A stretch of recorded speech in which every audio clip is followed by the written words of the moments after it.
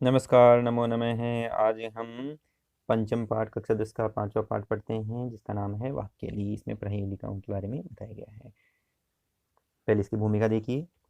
प्रहेलिकाम को न जानाति, प्रहेलिका को कौन नहीं जानता है। कम वा जन्म ना कर्षयति मनोविनोदकारिणी प्रहेलिका, मन को विनोद करने वाली अर्थात मन को बहलाने वाली प्रहेलिका कम वा जन्म किस व्यक्ति को न आकर्षति, आकर्षित नहीं करती है। न प्लस आकर्षयति, यहाँ पर दीर्घ संधि है, न प्लस आकर्षयति। एष खलु मनोरंजस्य प्राचीन विधा वर्तते, ऐसा ऐसा यह मनोरंजन की प्राचीन विधा है। पहलिका प्रहवलिका उक्ति वैचित्र्यम वाक्यलिः इति आदयः पर्याय शब्दाः सन्ति। प्रहेलिका प्रहवलिका उक्ति वैचित्र्यम और वाक्यली, यह सब पर्यायवाची शब्द हैं पहली के।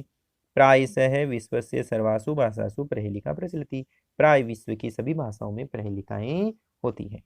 आंग्ल भाषायां प्रहेलिका कृते पजल रिडल इत्यादि शब्द प्रयोग है प्रसिद्ध है। अंग्रेजी भाषा में भी प्रहेलिका के लिए कृति यानी के लिए, प्रहेलिका के लिए पजल और रिडल इत्यादि शब्द का प्रयोग प्रसिद्ध है। प्रहेलिकायां प्रश्न भवति, प्रहेलिका में प्रश्न भवति, प्रश्न होता है। यस्य उत्तरम श्रोता अन्वेषणीयम भवति, जिसके उत्तर को श्रोता को अन्वेषण करना होता है अर्थात खोजना होता है। प्रहेलिका द्विविधा भवति, प्रहेलिका दो प्रकार की होती है। स्वपदोत्तर प्रहेलिका, अस्वपदोत्तर प्रहेलिका। स्वपदोत्तर प्रहेलिकायां प्रश्नस्य उत्तरम प्रहेलिकाया पदेषु एव कंचित निहितं भवति। स्वपदोत्तर प्रहेलिका में पृष्ठस्य प्रश्नस्य पूछे गए प्रश्न का उत्तर प्रहेलिकाया पदेषु प्रहेलिका के पदों में ही क्वचित निहितं भवति, कहीं छिपा हुआ होता है जिसको ढूंढना होता है। अस्वपदोत्तर प्रहेलिकायाम तो उत्तरम बहिरेव, और अस्वपदोत्तर प्रहेलिका में उत्तर बाहर कहीं होता है जिसको हमें बताना होता है। न तो पदेषु निविष्टम, वह पदों में छिपा हुआ नहीं होता है, मिला हुआ नहीं होता है। प्रहेलिकासु या चमत्कृति दृश्यते सा कदाचित श्लेष यमक अलंकार माध्यमेन कदाचित संधि समास माध्यमेन उत्पद्यते। प्रहेलिका में जो चमत्कार दिखाई देता है वह कभी तो श्लेष और यमक अलंकार इत्यादि के माध्यम से और कभी संधि समास के माध्यम से उत्पन्न होता है। आगे देखिए। प्रहेलिका न केवलम मनोविनोदकारिका अपितु बौद्धिक व्यायाम साधिका संति। प्रहेलिका न केवल मन को बहलाने वाली होती है अपितु बौद्धिक व्यायाम, बुद्धि की कसरत करने वाली भी होती है। इयम शाब्दिक क्रीड़ा अपि, इसमें शब्दों का खेल होता है, साथ ही बुद्धि का खेल भी हो जाता है। च अपि विद्यते। संस्कृत कवि प्रहेलिका परंपराम संवर्धितवंत है, संस्कृत के कवियों ने भी प्रहेलिका की परंपरा को और संवर्धित किया अर्थात विकसित किया है। अस्मिन् पाठे कश्चन प्रसिद्धाः प्रहेलिका विविधेभ्य ग्रंथेभ्य समाकृष्य प्रस्तुयन्ति। इस पाठ में सप्तमी विभक्ति इसलिए क्या आया, पाठ में चिन्ह आया। कश्चन प्रसिद्ध श्लोका, कुछ प्रसिद्ध प्रहेलिका विविधेभ्य ग्रंथेभ्य, विविध प्रकार के ग्रंथों से समाकृष्य अर्थात संकलित करके प्रस्तुयन्ते, यहाँ पर प्रस्तुत किया गया है। आगम्यताम, आइए। पठ्यताम, पढ़ते हैं। आस्वादताम, आस्वादन करते हैं, इनको रसास्वादन करते हैं। पाठ का नाम क्या है, वाक्यावली। पहला श्लोक पढ़ते हैं। कस्तूरी जायते कस्मात् कोहन्ति करिणां कुलं, किं कुर्यात् कातरो युद्धे मृगात् सिंह पलायते। कस्तूरी जायते कस्मात् कोहन्ति करिणां कुलं, किं कुर्यात् कातरो युद्धे मृगात सिंह पलायते। इसमें तीन प्रश्न छिपे हुए हैं। पहला प्रश्न है कस्तूरी जायते कस्मात, तो अंतिम चरण में इसके आंसर हैं। प्रत्येक शब्द एक प्रश्न का आंसर है। कस्तूरी कस्मात जायते, कस्तूरी मृगात जायते। दूसरा प्रश्न है कोहंती करिणाकुलम, करिणाम अर्थात हाथी, हाथियों के कुल को कौन मारता है, तो उसका आंसर है सिंह, सिंह मारता है। किम कुरियात कातरो युद्धि, कातर यहाँ पे व्युत्पन्न संधि है। कातरो रे का विसर्ग, ओ का विसर्ग हो जाएगा तो हो जाएगा कातर है, और युद्ध है युद्धे।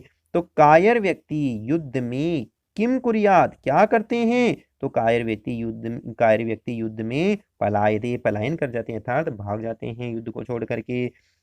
अगला देखिए, भोजनान्ते च किं पेयं जयंत कश्यपे स्तुतः कथं विष्णुपदं प्रोक्तं तक्रं सकृष्य दुर्लभम्।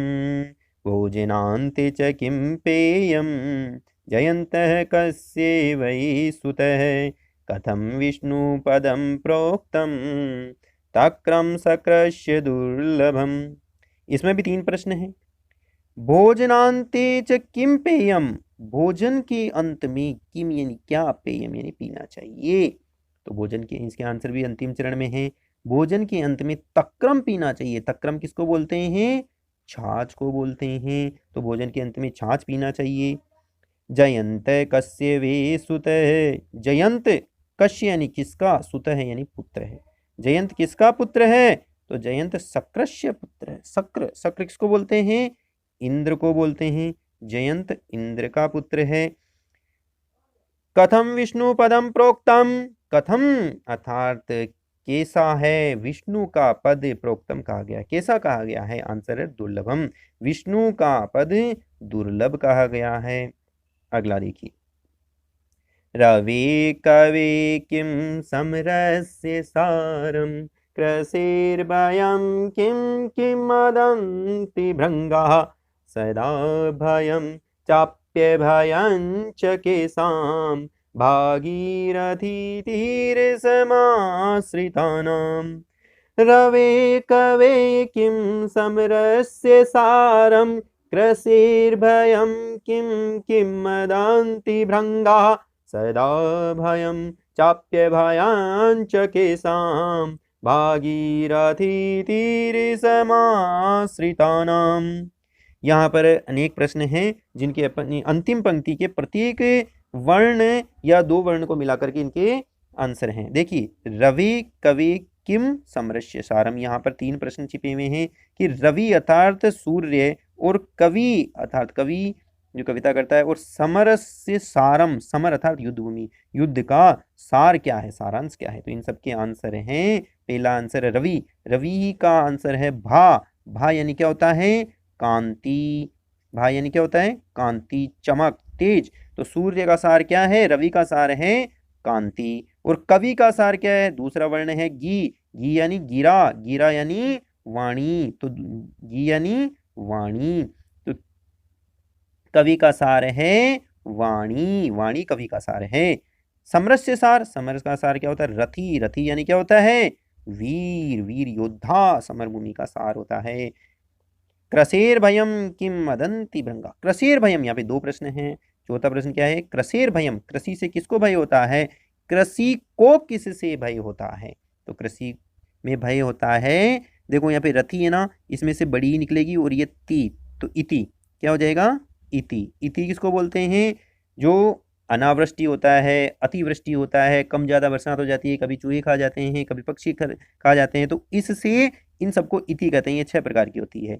तो इति से कृषि को भय होता है। किम मदंती भृंगा, भृंगा अर्थात भंवरे, भंवरे किम मदंती, भंवरे किसे खाते हैं?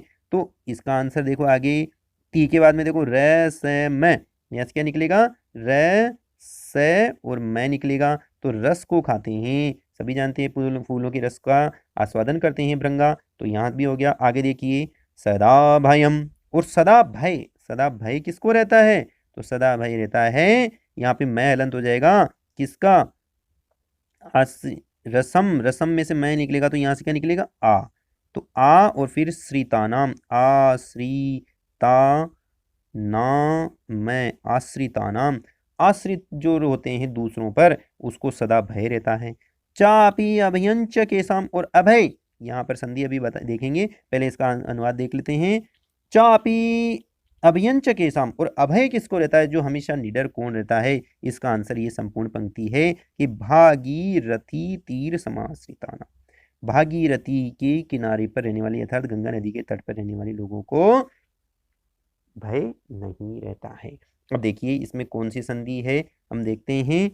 च क्या है? एक तो है च प्लस अपी, और प्लस क्या निकलेगा इसमें से? ए निकलेगा ये में से, तो अभयंच, अभयंच, हलंत नहीं होगा। अभियंच, तो यहाँ पर है यण संधि, क्योंकि इसमें ई है, ई के स्थान पर ये हो जाएगा और ये में ये अ मिल जाएगा, तो यहाँ पे क्या हो जाएगा अभ्यचप्य, और इसमें ये अ च में मिल जाएगा, तो यहाँ पे क्या हो जाएगा चा, तो चा पे ये और बाकी लिखा हुआ ये भयंच चाप्य भयंच।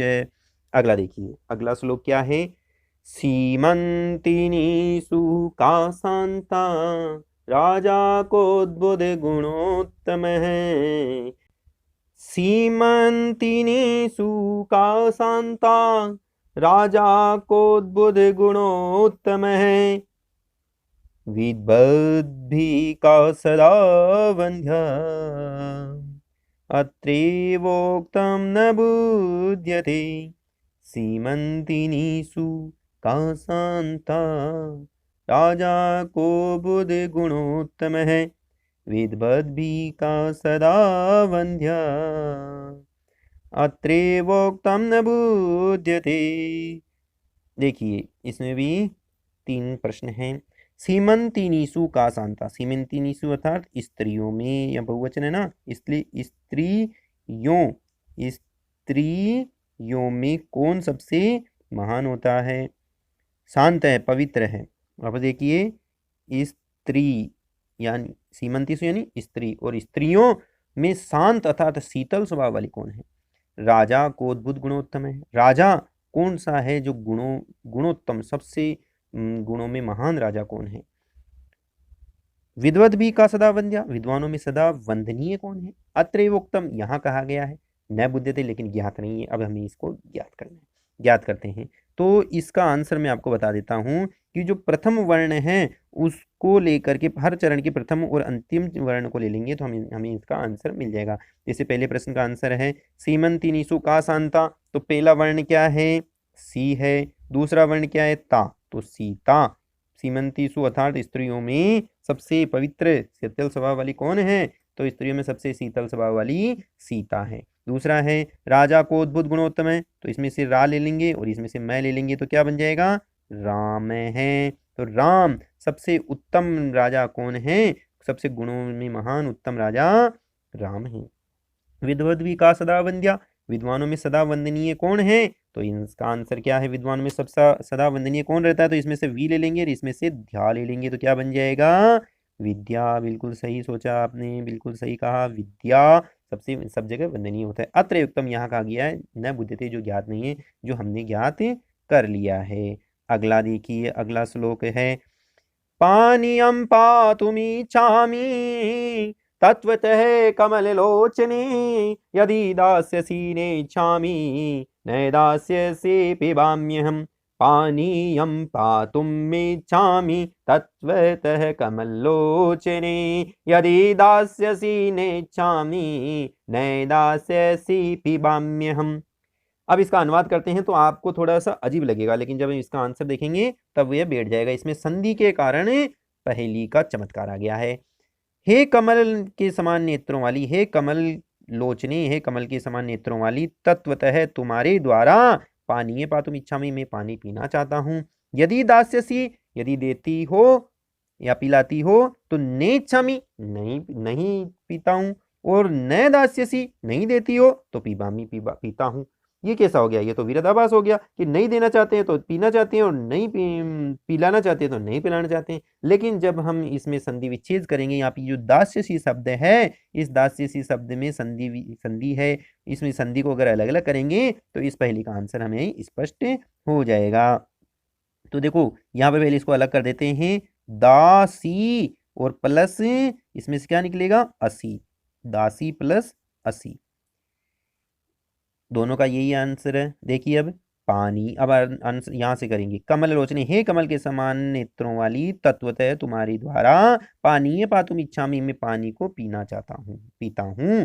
कैसे पीता हूँ, यदि दासी असी, अब नीचे वाली संधि विच्छेद वाला अर्थ लेंगे हम, यदि तुम दासी हो, यदि दासी असी दासी हो, तो न प्लस इच्छामि, नहीं पीता हूँ, यहाँ पे गुण संधि है, इसमें क्या बनेगा न प्लस इच्छामि नहीं पीता हूँ। यदि तुम दासी हो तो मैं तुम्हारे हाथ से नहीं पीता हूँ। न दास्यसी, और यदि दासी असी, यदि तुम दासी नहीं हो, यहाँ पे यण संधि जिसको अलग करा था अपन ने, तो तुम यदि दासी नहीं हो तो पिबाम्य हम, मैं पानी पीता हूँ। अब इसका आंसर भी स्पष्ट हो गया। अगला देखिए, कम समझान कृष्ण है काशी तलवाहिनी गंगा, केदार पोषण रता कम बलवंतम न बाधिते सीतम। यहाँ पर भी 4 प्रश्न हैं। कौन कौन से प्रश्न हैं देखते हैं। कम संजघान कृष्ण है, कम यानी किसको, संजघान अर्थात मारा, कृष्ण है कृष्ण ने किसको मारा। का शीतल वाहिनी गंगा, का यानी कौन सी, शीतल वाहिनी गंगा, शीतल वाहिनी गंगा कौन सी है। केदार पोषण रता, के यानी कौन, दार अर्थात अपनी पत्नियों का पोषण करने में रत हैं, लगे हुए हैं। और कम बलवंतम न बाधते शीतम, किस बल, कम यानी किसको, बलवंतम यानी बलवान को, किस बलवान को न बाधते शीतम, शीत अर्थात सर्दी नहीं लगती है। तो इसका आंसर देखो, जब हम इस प्रथम वर्ण को दूसरे वर्ण से मिला देंगे, इन दोनों को जोड़ देंगे, पास पास लिख देंगे, तब हमें इनका आंसर मिल जाएगा। देखिए जैसे इसको पास में लिखेंगे तो ये हो गया कंस, कंसम, तो कृष्ण है कंसम संजगान है, कृष्ण ने कंस को मारा। इसमें क्या हो जाएगा आंसर, काशी। कहां पर बहने वाली, तो काशी में बहने वाली, का शीतल वाहिनी गंगा, तो काशी में बहने वाली गंगा शीतल है। केदार पोषण रता, इसको मिला देंगे तो क्या बन जाएगा, केदार बन जाएगा। केदार पोषण रता, पोषणों में पोषण को करने वाले कौन है, तो केदार। केदार किसको कहते हैं, केदार कहते हैं किसान को, किसान ही हमारा भरण पोषण करते हैं अन्न उगाकर। कम बलवंतम न बाधते शीतम, किस बलवान को सर्दी नहीं लगती है, तो इसका आंसर क्या है, इसको मिला दो, कंबलवंतम, जिसके पास कंबल होता है उसको सर्दी नहीं लगती है। ये बलवान एक्सरसाइज करने से मतलब नहीं है, अगर आपके पास कंबल होगा तो आपको सर्दी नहीं लगेगी। अगला श्लोक देखिए, श्लोक नंबर 7। केशवम पतितम दृष्ट्वा द्रोणः हर्षमुपागतः, रुदन्ति कौरवाः सर्वे हा हा केशव केशव, केशवम पतितम दृष्ट्वा द्रोणः हर्षमुपागतः, रुदन्ति कौरवाः सर्वे हा हा केशव केशव। अब इसका अनुवाद देखिए, केशवम पतितम दृष्ट्वा, केशव किसको बोलते हैं, केशव श्री कृष्ण का नाम है, वासुदेव को बोलते हैं। तो वासुदेवम पतितम दृष्ट्वा, कि श्री कृष्ण को गिरते हुए देख करके, द्रोण हर्षम उपागत है, द्रोणाचार्य हर्ष उपागत है, मतलब खुश हो गए।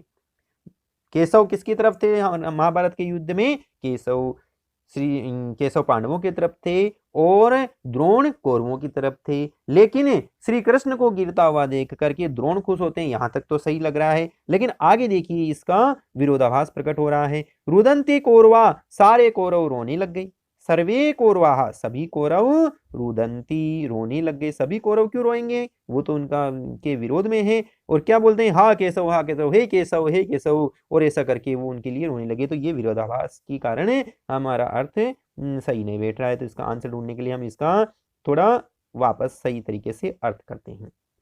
इससे भी संधि विच्छेद होगा। देखो केशव, जैसे उसमें ऊपर वाले श्लोक में हमने मिलाया था, इसको अलग अलग करना है, के को अलग करना है और शवम को अलग करना है। यहां पर मैं आपको बता देता हूं कि द्रोण कोये को भी कहते हैं। तो केशव, के शवम पतितम दृष्ट्वा, जल में शव को, नदी के जल में मृत्यु के बाद में जल में शव को प्रवाहित किया जाता है, तो उसको देख करके, जल में गिरते हुए शवम, शव को, पतितम गिरते हुए शव को, दृष्टवा यानी देख करके, द्रोण अर्थात जो कोए हैं, कोआ जो है वो क्या हो रहा है, हर्षम उपागत है, बहुत खुश हो रहे हैं। कोआ बहुत खुश हो रहा है। खुश क्यों हो रहा है, क्योंकि जल के मध्य कुआ तो उसका भोजन कर सकता है, लेकिन कौन नहीं कर सकते, कौरवा। यहाँ पर कौरव श्रृंगाल को कहते हैं, सियार को भी कहते हैं। तो सियार क्या कर रहे हैं, सर्वे सियार अर्थात श्रृंगाल, सर्वे श्रृंगाल है रुदंती, सभी श्रृंगाल रोने लग गए हैं। क्यों रोने लग गए हैं, वो कह रहे हैं कि जल में गिर गया है, केशव केशव, कि जल में शव गिर गया, जल में शव गिर गया। हाँ, क्योंकि उनको दुख हो रहा है, वो वहां जाकर के नहीं खा सकते। अगर जमीन पर होता, धरती पर होता तो वह खा सकते थे। ये इसका आंसर आ गया। अगला देखिए, अगला है अपदो दूरगामी च साक्षरो न च पंडित अमुख स्पुष्ट वक्ता च यो जानाति स पंडित। ये तो आपकी सुनी हुई होगी, फिर भी देखिए एक बार।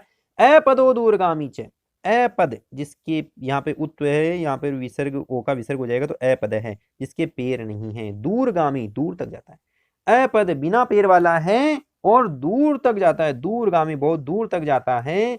साक्षर है, यहाँ पर भी उत्व विसर्ग संधि है तो साक्षर है विसर्ग हो जाएगा। साक्षर है न च पंडित है, साक्षर और पंडित नहीं है, दूर तक जाता है, पैर नहीं है, दूर तक जाता है और साक्षर पंडित नहीं है।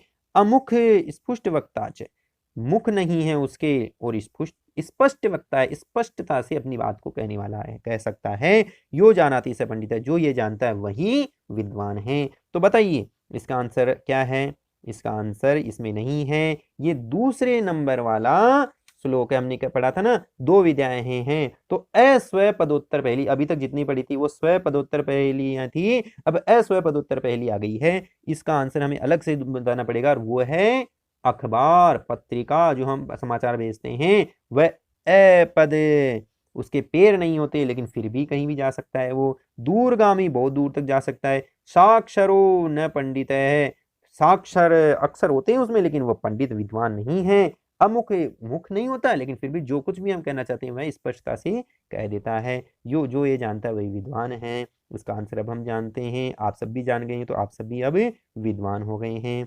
अगला देखिए, वृक्षाग्रवासी न च पक्षिराज त्रिनेत्रधारी न च शूलपाणि त्वग्वस्त्रधारी न च सिद्ध योगी जलम च विभ्रन्न घटो न मेघः वक्षाग्रवासी न च पक्षिराजः त्रिनेत्रधारी न च शूलपाणि त्वग्वस्त्रधारी न च सिद्ध योगी जलम च विभ्रन्न घटो न मेघः। अब देखिए इसका यहाँ पर भी उत्व संधि है। अब देखिए, वृक्षाग्रवासी, वृक्ष के अग्रभाग पर निवास करता है। न च पक्षीराज, लेकिन पक्षियों का राजा नहीं है, गरुड़ नहीं है। त्रिनेत्रधारी, तीन नेत्रों वाला है, तीन नेत्रों को धारण करता है। लेकिन न शूलपाणि च, और लेकिन शूलपाणि नहीं है। शूलपाणि किसका नाम है? भगवान शंकर का नाम है, भगवान शिव का नाम है, तो शंकर भगवान भी नहीं है।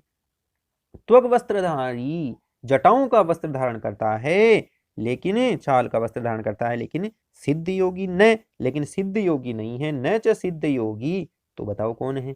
जलम च विभ्रन, जल को विभ्रन अर्थात धारण करता है, लेकिन घट अर्थात घड़ा, और मेघ है, मेघ बादल भी नहीं है। तो बताओ कौन है? इसका आंसर क्या है? जो वृक्ष के निवास करता है, पक्षियों का राजा भी नहीं है, तीन नेत्र वाला भी है। इसका आंसर है नारियल। नारियल वृक्ष के सबसे ऊपर ही निवास करता है, वहां लगता है, पक्षियों का राजा भी नहीं है, और उसमें तीन, नारियल के अंदर को जब हम उसकी छाल को छीलते हैं तो अंदर तीन नेत्र बने हुए रहते हैं, तो तीन नेत्र भी हो गए। और उसके नारियल के ऊपर जो उसके जटाई जैसी होती है, तो वह सिद्ध योगी भी नहीं हो। इसका आंसर हो गया नारियल।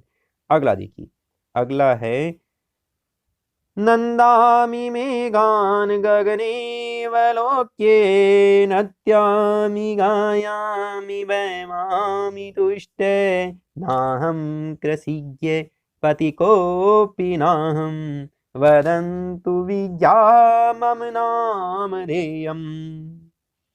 नंदामि मेघान गगने अवलोक्य, नंदामि अर्थात आनंदित होता है, मेघान गगने अवलोक्य, मेघों को गगन में देख करके, मेघों को गगन में देख करके ये आनंदित होता हूँ। नृत्यामि, नाचता हूँ, गाता हूँ और संतुष्ट होता हूँ, आनंद प्रसन्न होता हूँ। नाहम कृषिज्ञ, मैं कृषिज्ञ अर्थात कृषि का ज्ञाता किसान नहीं हूँ। पतितों को अपि नाहम, और पथिको अपि, पथिक भी नहीं हूँ, रास्ते पर चलने वाला राहगीर भी नहीं हूं। ना हम, न प्लस अहम, क्या बन जाएगा फिर? न प्लस अहम, मैं नहीं हूं। विज्ञंतु विज्ञा मम नामधेयम, तो वदंतु विज्ञा, हे ज्ञानियों विद्वानों बताइए, मम नामधेयम, मेरा नाम क्या है।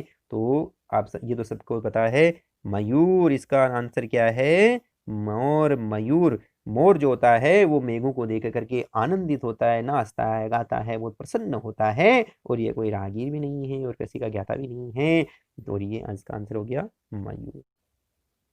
आइए अब हम इसका अभ्यास अभ्यास प्रश्नों को हल करते हैं। पहला प्रश्न क्या है, कस्तूरी कस्मात जायते, कस्तूरी किससे उत्पन्न होता है। तो पहले पहले श्लोक में हमने पढ़ा था कस्तूरी मृगात जायते, कस्तूरी मृग से उत्पन्न होता है, तो आंसर हो जाएगा मृगात। भोजनांते किम पेयम, भोजन के अंत में किम यानी क्या पीना चाहिए। तो भोजन के अंत में तक्रम पेयम, भोजन के अंत में तक्र अर्थात छाछ को पीना चाहिए। भा कस्य सारमस्ति, भा पहला पहला वर्ण था भा, तो भा किसका सार होता है। तो भा सार होता है रवि का, रवि सारम। सीमांतेषु का शांता, सीमंतिनीषु, सीमंतिनीषु में शांत सबसे पवित्र कौन है। सीता आंसर आया था, सी और अंतिम वर्ण मिलाकर के हमने मिलाया था सीता। दास्य, त्वम दास्यसि इति यस्य को अर्थ अस्ति, त्वम देती हो, यहाँ पर अर्थ क्या है, त्वम वितरिष्यसि। क्या आंसर आ जाएगा इसमें, त्वम वितरिष्यसि। और त्वम दास्यसि, अरे इसका आंसर तो दोनों ही था, कि दोनों ही हो सकता है, त्वम दास्यसि, त्वम वितरिष्यसि, त्वम दास्यसि, अर्थात ए और आ दोनों हो जाएंगे, इसका आंसर ई आंसर हो जाएगा। अगला देखिए, दासी प्लस असी, दास्यसि इति अत्र संधि अस्ति, कौन सी संधि हमने पढ़ा था, दासी प्लस असी में ई के स्थान पर यह बन गया तो यण संधि हो जाएगा। ई की ई इसमें से ई निकलेगा और यहाँ पे ए, तो ई के स्थान पर क्या बन जाएगा यह, तो यह यण संधि हो जाएगी, दास्यसि हो जाएगा। नेच्छामि इति संधि विच्छेद अस्ति, इति यहाँ पर कौन सी संधि है, नेच्छामि, न में एक मात्रा बनी है, न प्लस इच्छामि, ई ए के बाद में यदि ई उ आ जाए तो गुण संधि होती है, तो यहाँ पे दोनों को मिला करके क्या बन जाएगा, ने ए बन जाएगा। न प्लस इच्छामि संधि विच्छेद हो गया, गुण संधि में ने न प्लस इच्छामि कौन सा है, बड़ी ई वाला आंसर आ जाएगा। अगला देखिए, दृष्टवा इत्यस्य व्याकरणम किम अस्ति, दृष्टवा इसमें व्याकरण क्या है, दृश्य प्लस कत्वा, कत्वा प्रत्यय ना इसमें, दृश्य प्लस कत्वा, दृष्टवा।